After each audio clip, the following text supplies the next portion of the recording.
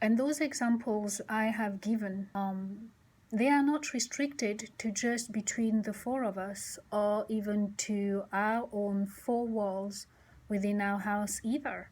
It is very demoralizing to realize that my own husband has worked very hard and very long to meticulously change people's perception of me throughout the years.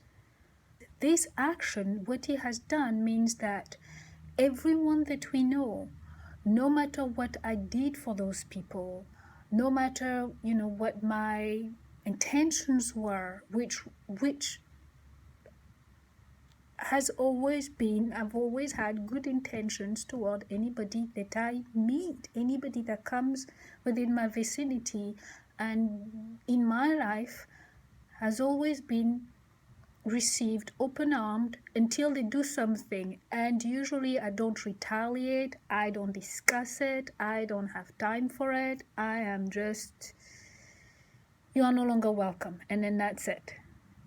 Other than that, I have always had good intentions toward people, and I've always made sure that my behavior, I am careful about my behavior, and at least, from what I know, and I know that most of us, we make mistakes, and sometimes we'll just, sometimes, especially like me, sometimes I don't pay close attention to people's clues, because sometimes I just talk and I just get carried away, because I am actually quite an enthusiastic person. And so I have learned, actually because of my wolf and his behavior and all the things that he has put me through, and how he himself reacts to people by never saying anything, and by always, obviously,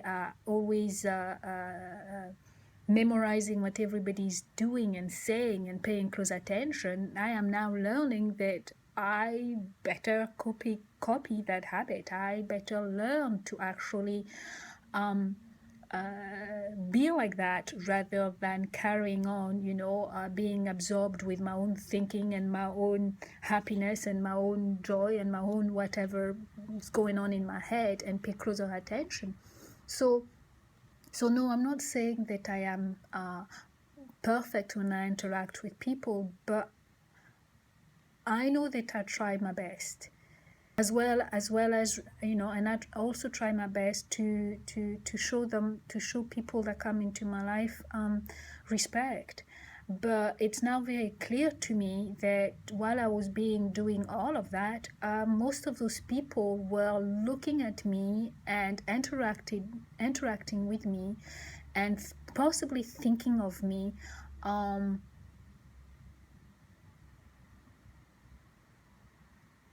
most certainly not in a way that I expected from them. They possibly even thought that I was a phony, because of the games that my husband has played, in front of me, but with me having no clue. I can even give you an example. Last year we went to a wedding, and before we actually got to the wedding, my husband my wolf tells me, he warns me about a French guy that is one of his colleague that he's always talked about, and that person was going to be at the wedding, and he just tells me, just like it was nothing, he goes and tells me that person, I have to be, because although he's always talked to me about that person, I never actually met him. So that was the first time I was going to meet him at the wedding. And I arrive at the wedding, and so before we get to the wedding, he goes on to tell me to be very wary of that man. And he just told me, just be very wary of that guy. You know how the French people are. They're always, whenever they see a woman, it just doesn't matter who they are, whether they're married or not, just watch yourself. That's what he tells me. And then I arrive at the wedding. That man, he looks at me in such a weird way, And you know that if you actually travel and you go abroad and you meet somebody that is actually from, you know, either from your home country or you speak the same language, you usually are happy to actually to meet each other, and you greet each other like, you know, like you two people lost in a deserted island. You know, it's usually how we, this is what I'm used to. And that man literally, it almost looked like he ran away from me. He went onto the other side of the party, and he never interacted with me. He never talked to me. And the way he looked at me was just so weird. And I couldn't understand that. And it's only now that I'm realizing that my husband had, you know, done his usual. He's gone and went, and if this is somebody I don't even know, doesn't even know me, and he has manipulated what that man, I have no idea what he said to that man, but now I am sure that he must have said something that is obviously not true. And this is part of the whole smearing campaign thing that he has done with me since I've been with him. He's done it with, like I said, with his friend. He's done it with his family. He's done it with his colleagues, and this is a very good example. And he's done it with the children as well. And this is very, very, very scary to actually to be faced with that reality, that this is somebody that I trusted. This is somebody that I felt very protective of. This is somebody that, and this is how he's been treating me all along. It is scary. It is scary. I'm laughing, but trust me when I say it is scary. You know, obviously, I'm not quite under I'm not quite under the shock because I've discovered that obviously a few months back, but anyway, back to the story itself of why I am now convinced that my wolf is a homosexual. And this is how it happened. One day, he came back early on a Friday, and that was just before the kids came back from school. And that was during the time I mentioned previously that he was traveling back and forth every weekend to be with us because he was he was working out of state. And I'm going to stop right now to take the time to warn some of you that what I am going to talk about is not going to be palatable to some people. So I would like to take the time to warn that to any of you that if you would prefer, for me to keep things clean and proper, please, I would advise you to just skip a few minutes, like 3 minutes ahead or something like that, so that I don't fry your mind with what I am about to say. This is what happened. That day when he got into the house, with no words exchanged, he just picked me up and took me to bed right away. Now, this was unusual because normally, when we meet after every separation, we hug and we kiss, and I usually have time to say something funny, but not this time. Not this time. And his behavior was very different, was very, very different. So before I knew it, he was on top of me. And it was just a big cloud of his need and his want, and it was rather intense. And to me, I really felt sad for him. My wolf is not a man. He's never been a man of many words. So I knew not to expect him to start talking or telling me about being lonely or feeling some emotional type of ways.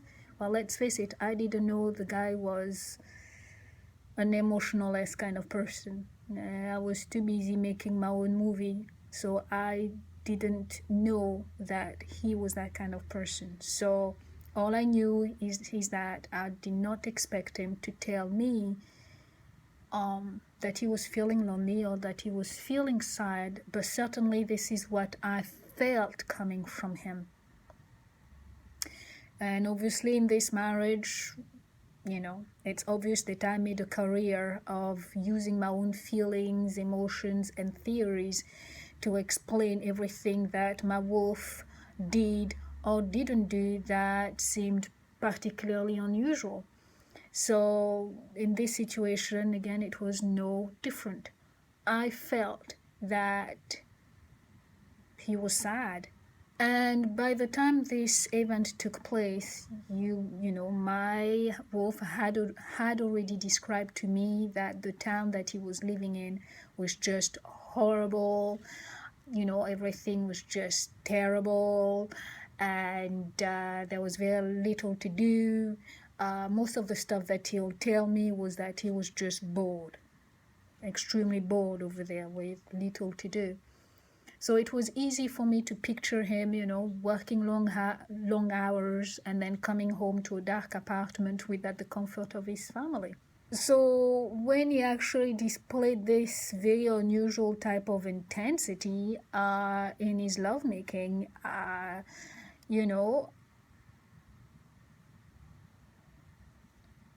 especially when he kept burying his face on my neck a little too much, I truly thought he was hiding his sadness and that he was hiding his tears. He was just hiding his emotions from me. This is what I thought. And again, I would like to stress that my wolf has always had a healthy sexual appetite. And but really very much this time there was he really did I felt like he enveloped me like a man who was sexually starving and emotionally starving. This is what I felt. This is again the second stage of what happened, what took place. As he got busy with me, I noticed a smell of feces. And I couldn't believe it. And the smell never went away either. Now, this has never happened before. And the way he actually had me, he literally had me caged between his arms, with his body, which is quite heavy, right on top of me, and I couldn't move, and my face was locked over his shoulder. My face was securely locked over his shoulder, and I just couldn't move. I couldn't move. Oh la la. So between me being completely locked in position and and the starving act, and sadness that he put on, I just decided that I was just not going to either interrupt him to go and to ask him to go and clean himself up, and I just was not willing to embarrass him when to me there was something going on, and I just was not willing to interrupt whatever relief he was I thought he needed. So I just put up with it. But the strangest thing that happened, it wasn't that I smelled feces on my husband. What left me confused on the spot was that after he was done, his entire facial expression, his demeanor, and there was just no trace of what I felt. I felt extremely confused because he did trigger a very strong emotional response in me, and yet it was obvious that he did not seem to need my attention in any way. And I was left confused, and I even wondered if I had somehow imagined his signals. And of course, I am able to put words to all of this now, but back then, I truly felt battered by the confusion I felt. And I never felt anything like that before. This was strange, very, very strange, and I never felt that before that incident. But since he did that to me, I can think of a few times, many years after, because that particular incident took place like 7 or 8 years ago. And a few years after that, my husband pulled similar stunt to me, where he would seem quite desperate. Even just this last summer, he did that to me, where he just put on those air of sadness. There is this emotional something that he puts on, and that obviously triggers me to want to comfort him, and only to for him to turn around and be like, like if nothing ever happened. And I'm left wondering if I had dreamt the whole thing, because obviously he says nothing to me. So, and I would even, and even my own children have done this to me. This is another way, another path, another door leading to Cuckoo Town, or to Crazy Town. What I am even more certain about that smell incident in my 7 to 8 years ago, what I am now very, very certain about is that my wolf wanted to humiliate me and degrade me. I am sure of that. And I would even go as far as this is part of his way of laying tracks, leaving little crumbs throughout every, little trails of crumbs for me to find in the future. I am sure of it.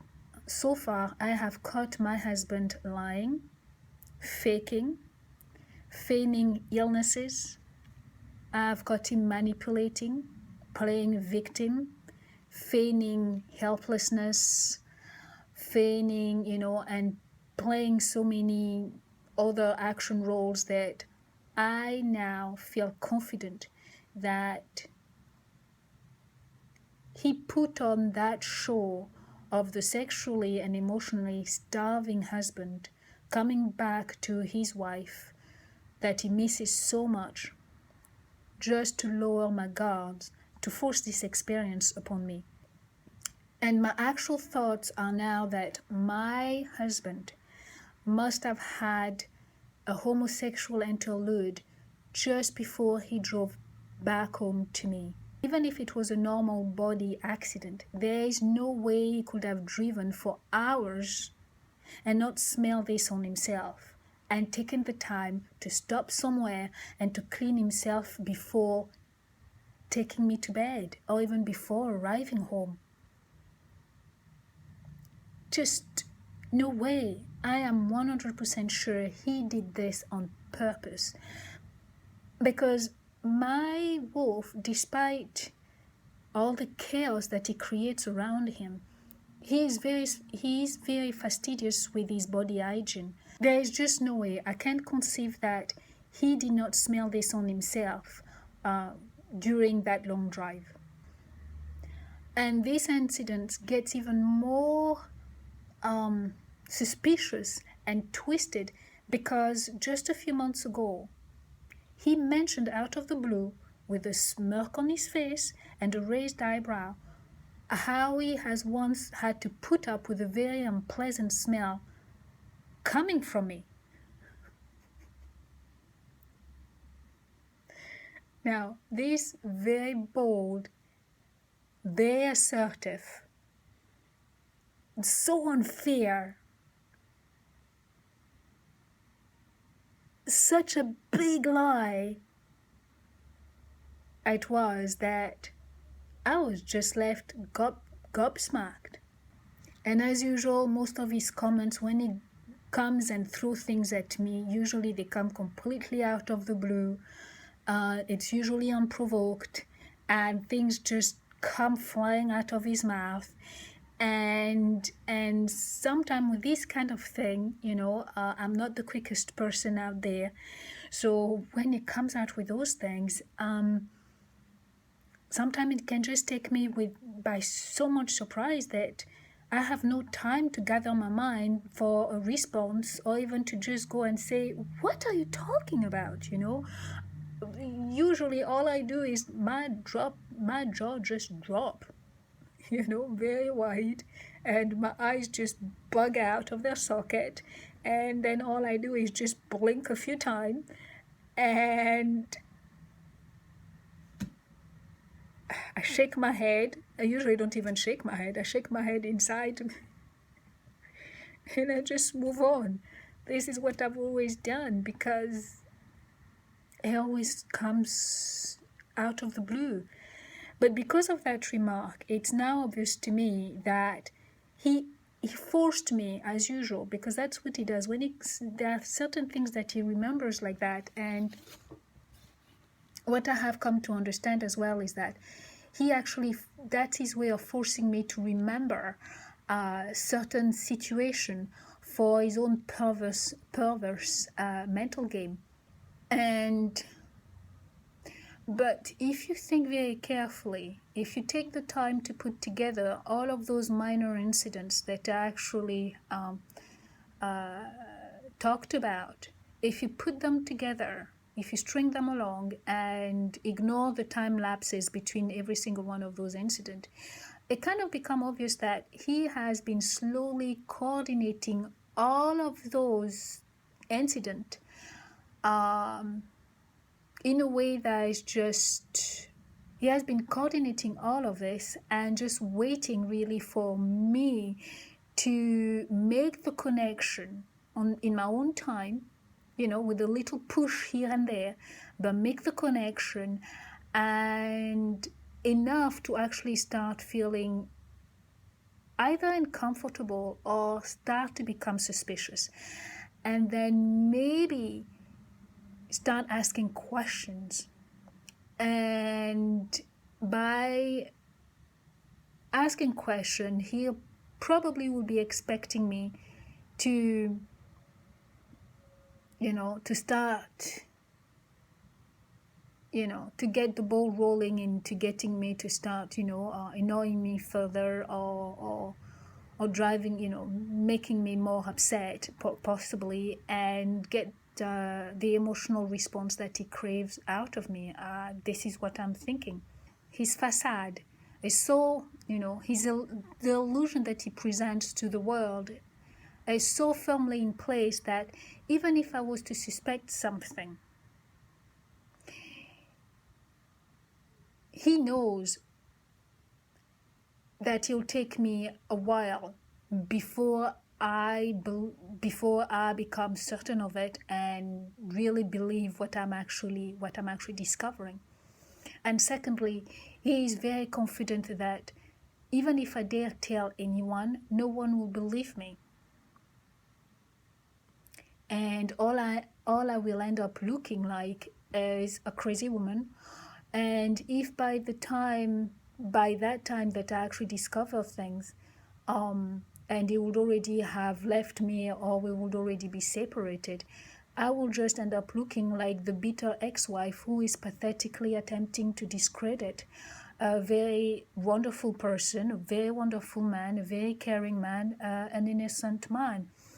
And yes, I will just come across as someone as well who is unable to take responsibility for being a very bad wife and a very bad person. I can see the rest of, the people in his life thinking that of me. And it's so not true and it's so unfair.